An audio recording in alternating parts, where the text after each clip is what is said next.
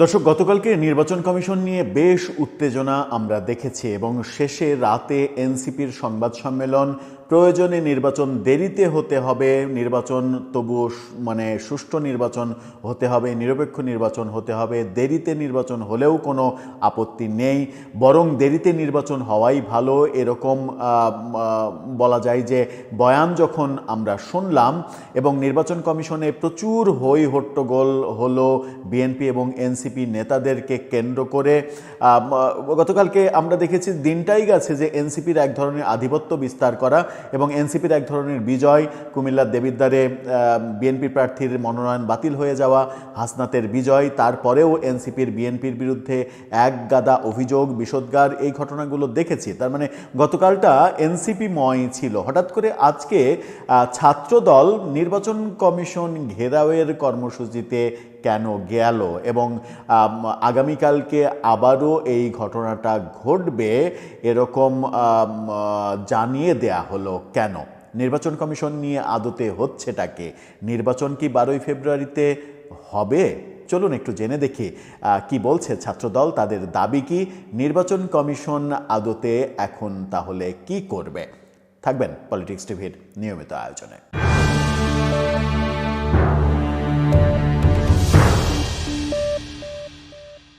দর্শক, বলছিলাম এবার ছাত্রদল নির্বাচন কমিশন ঘেরাওয়ের কর্মসূচিতে গেল কেন? এই কর্মসূচিতে যাওয়ার কারণটা কি? এটা যে গতকালকে এনসিপিকে অনেক বেশি চড়াও হতে দেখেছি আমরা নির্বাচন কমিশনের উপরে এবং বিএনপির ওপরে। আজকে বিএনপি থেকে এরকম মন্তব্য করা হয়েছে যে কেউ কেউ জোর জবরদস্তি করে নির্বাচন কমিশনকে প্রভাবিত করার চেষ্টা করছে। বিএনপির মহাসচিব মির্জা ফখরুল পর্যন্ত এই মন্তব্য করেছেন। ছাত্রদল কেন নির্বাচন অফিস ঘেরাও করতে গেল এবং কি বলছে, কি দাবি তাদের? গণমাধ্যমের শিরোনামটা দেখে নিতে পারেন, নিউজ 24-এর শিরোনাম। সেখানে বলা হচ্ছে ছাত্রদলের ইসি ঘেরাও কর্মসূচি স্থগিত, আজকের জন্য স্থগিত করা হয়েছে, কালকে 11টার পরে আবারও হবে যদি তাদের দাবি না মানা হয়। কি বলা হচ্ছে এখানে? নির্বাচন কমিশন ঘেরাও কর্মসূচি আজকের মতো প্রত্যাহার করেছে সন্ধ্যার পরে তারা। নির্বাচন কমিশন ভবনে কমিশনারদের সঙ্গে বৈঠকের পর সন্ধ্যা 7:30টার পরে এই ঘোষণা দেন ছাত্রদলের সভাপতি রাকিবুল ইসলাম রাকিব। তিনি সাংবাদিকদের বলেন, নির্বাচন কমিশনারদের সঙ্গে আমাদের ফলপ্রসূ আলোচনা হয়েছে, আমাদের দাবিগুলো যৌক্তিক মনে করেছে কমিশন, তারা দাবিগুলো বিবেচনায় নিয়ে তা পূরণের আশ্বাস দিয়েছেন। যদিও যে দাবিগুলো করা হয়েছে সেই দাবিগুলো নির্বাচন কমিশনের মেনে নেওয়া সম্ভব না এবং মেনে নিতে গেলে এই নির্বাচন হবে না, এটা নিশ্চিত করেই আমি বলছি। এই দাবিগুলো মেনে নিতে গেলে নির্বাচন হবে না, কারণ এই নির্বাচন নিয়ে যে ধরনের জটিলতা তৈরি হয়েছে এবং জটিলতা তৈরি করেছে স্বয়ং নির্বাচন কমিশনই, বিশেষ করে পোস্টাল ব্যালট থেকে শুরু করে এ পর্যন্ত যা যা হচ্ছে, এর থেকে ফিরে আসা নির্বাচন কমিশনের পক্ষে সম্ভব নয়। ছাত্রদলের দাবি মেনে নিলে উল্টা দাবি করা হবে তাদের প্রতিপক্ষ থেকে, তখন নির্বাচন কমিশন একুল ওকুল দুই কুলি হারাবে, শেষ পর্যন্ত নির্বাচনটা আদতে হবে না। আজকের মতো কর্মসূচি স্থগিত করেছি আমরা, তবে আমাদের দাবিগুলো পূরণ না হওয়া পর্যন্ত সোমবার বেলা 11টা থেকে আবারও নির্বাচন কমিশন ঘেরাওয়ের কর্মসূচি পালন তারা করবে। এর আগে আজকে সকাল থেকে 3 দফা অভিযোগের ভিত্তিতে নির্বাচন কমিশন অফিস ঘেরাও করছিল ছাত্রদল। এখন জানার বিষয় যে ছাত্রদলের 3 দফাতে কি আছে, যেটার খাতিরেই আপনাদেরকে বলছিলাম যে নির্বাচন কমিশন যদি এটা মেনে নেয় তাহলে এটা টিকবে না এবং এটা টেকাতে গেলে নির্বাচন হবে না, কারণ প্রতিপক্ষ তখন আবার উল্টা দাবি করবে। উভয় সংকটে পড়ে যাবে নির্বাচন কমিশন। দাবি 1, পোস্টাল ব্যালট সংক্রান্ত নির্বাচন কমিশন পক্ষপাত দুষ্ট ও প্রশ্নবিদ্ধ সিদ্ধান্ত নিয়েছে, যা নির্বাচন প্রক্রিয়ার নিরপেক্ষতা নিয়ে গুরুতর সংশয় সৃষ্টি করেছে। এটা একেবারে দিনের আলোর মতো সত্য, এই ঘটনা ঘটেছে। বিদেশে পোস্টাল ব্যালট নিয়ে যা হচ্ছে সেটা তো রয়েছেই, আবার পোস্টাল ব্যালটে যেভাবে প্রতীক ছাপা হয়েছে, বাংলা অ্যালফাবেট অনুযায়ী যেভাবে প্রতীক ছাপানো হয়েছে, এ সরেও সরেয়া ক খ এইভাবে যদি আপনি লেখেন, সেই লেখাটা কি উপর থেকে নিচে লেখেন নাকি বামে থেকে ডানে লেখেন? এই সাধারণ স্বরবর্ণ ব্যঞ্জনবর্ণ জ্ঞান নির্বাচন কমিশনের কি নেই? অবশ্যই রয়েছে। বিএনপি থেকে তাই অভিযোগ করা হচ্ছে যে এটা পরিকল্পিতভাবে উদ্দেশ্যপ্রণোদিতভাবে 3টি প্রতীক ব্যালটের উপরে দেওয়ার জন্য যত নকশা করা দরকার সেই নকশা তারা করে এইভাবে প্রতীক ছাপিয়েছে, যেখানে আমরা দেখেছি যে সরেও সরেয়া ক খ এটা হচ্ছে উপর থেকে নিচে এই ক্রমে নির্বাচন কমিশন সাজিয়েছে।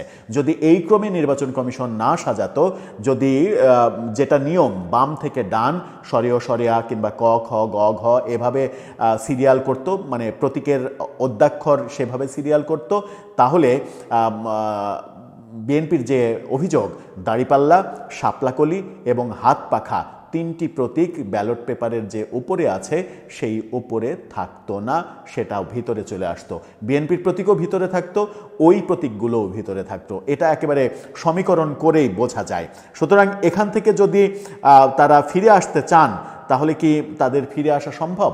আমার মনে হয় সম্ভব নয়, কারণ এটা পরিবর্তন করতে গেলে যাদের সুবিধা হয়েছে এটা করার প্রেক্ষিতে তারা আবার নতুন আলটিমেটাম দেবে, নতুন আন্দোলন করবে, সুতরাং নির্বাচনটাই হবে না। 2 নম্বরে কি বলা হচ্ছে বিশেষ একটি রাজনৈতিক গোষ্ঠীর চাপের মুখে দায়িত্বশীল ও যৌক্তিক সিদ্ধান্তের পরিবর্তে হঠকারী ও অদূরদর্শী সিদ্ধান্ত গ্রহণ করছে ইসি, যা কমিশনের স্বাধীনতা ও পেশাদারিত্ব প্রশ্নবিদ্ধ করে। ঠিক একই অভিযোগ এনসিপি গতকালকে করেছে যে একটি দলের প্রভাবে নির্বাচন কমিশন কাজ করছে। এনসিপি বলছে বিএনপির প্রভাবে কাজ করছে, আর বিএনপি বলছে জামাত এনসিপির প্রভাবে নির্বাচন কমিশন কাজ করছে। এই জায়গায় নির্বাচন কমিশন দোদুল্যমান অবস্থায় থাকবে, কোন পক্ষে যাবে এটা তো তাদের পক্ষে সিদ্ধান্ত নেওয়াটা কঠিন।